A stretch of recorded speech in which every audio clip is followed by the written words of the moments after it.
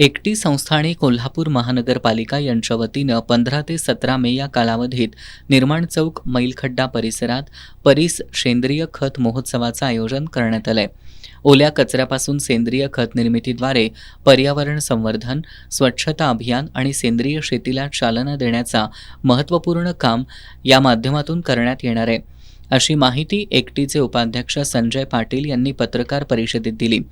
गेल्या 10 वर्षापासून एकटी संस्था आणि कोल्हापूर महानगरपालिका यांच्या माध्यमातून ओल्या कचऱ्यापासून खत निर्मिती प्रकल्प यशस्वीपणे राबवण्यात येतोय.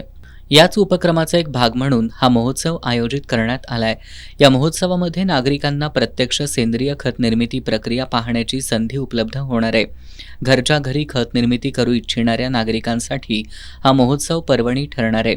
या महोत्सवाचा नागरिकांनी मोठ्या संख्येनं लाभ घ्यावा असं आवाहन एकटी संस्थेच्या वतीनं करण्यात आलंय.